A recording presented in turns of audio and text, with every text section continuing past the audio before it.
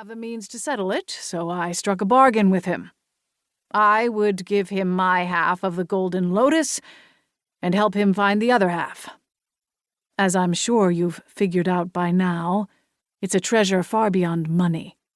Though, knowing Winslow, he'll find a way to squeeze every drop of wealth from it in the end. Bitterness tinged August's words, the lines around his eyes and mouth going taut as he spoke. In truth, it was a stalling tactic, he continued. Everyone worth their salt in the treasure-hunting world knows that the Golden Lotus is lost to the ages. Or so everyone thought, including myself. But Winslow is a determined man. One doesn't reach the dizzying heights of his wealth and power without determination. He hired a sorcerer who claimed to be able to reveal the owner of the other half. Yeah, and I have an oceanside condo in Hades I'd like to sell you, Selene interjected. She'd stopped sharpening her claws, but the look in her eyes was no less murderous. Oh, believe me, I thought it was some kind of scam, too, August replied with a scoff. The spell took 3 months to perform and cost a small fortune. But in the end, it worked. Using some kind of scrying mirror, the sorcerer revealed a woman purchasing the other half of the flower from a stall at a flea market in a non-magic part of Croatia. I just about fainted. Not only did the spell work, but I realized I'd seen the woman before. At Salvatore's library. The sick feeling in the bottom of my stomach redoubled, as I realized that if not for August's presence in that room, Aunt Lavender might very well be at home now, curled up under a blanket, with Selene lounging on her lap.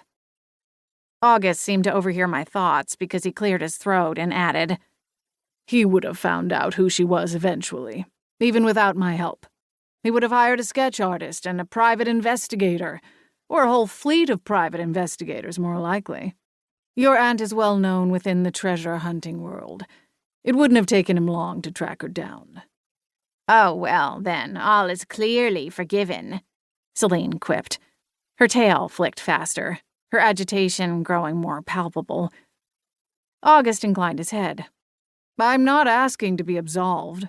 I won't make excuses for my part in this, but you should know the wheels would have been set in motion even without my involvement. A secret as big as this one couldn't stay hidden forever. Maybe not forever, but the Golden Lotus and even Oben's tome were maintained as mysteries for centuries. Without you, Aunt Lavender may have kept her part concealed, eventually taking it to the grave with her. Selene looked up at me, and I wondered if she was thinking of the Lotus's original hiding place in Aunt Lavender's grave plot. What had the woman's plan been? Would she have moved it again to another hiding place before her own death? She hadn't buried it deeply enough to simply be placed over the top of it. Perhaps she would have eventually told me or Evan about it and arranged for it to be buried with her. I hoped I would get the chance to ask her myself.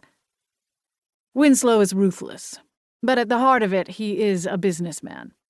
August barreled on, not awarding my argument any points. He sees the fountain of youth as a fountain of money, plain and simple. I've made an arrangement with him to allow my brother the first drink, in hopes it will cure him of his terminal illness. After that, it turns into just another business opportunity. My debt to Winslow will be clear, and Arthur will get his life back. I arched an eyebrow. And I suppose you'll also get a generous cut of the profits, too. August looked at me with confusion in his cool eyes, as though he simply couldn't fathom the meaning of my question. Of course. I've done more than half the work, so why shouldn't I? So all this song and dance about your sick twin brother is purely secondary. You're doing this for you, August. You're doing it to save your own skin and pad your own pockets. August's jaw flexed, but he didn't argue with me. Shaking my head, I set the gun down on the desk beside me. The weight of it was too much to bear.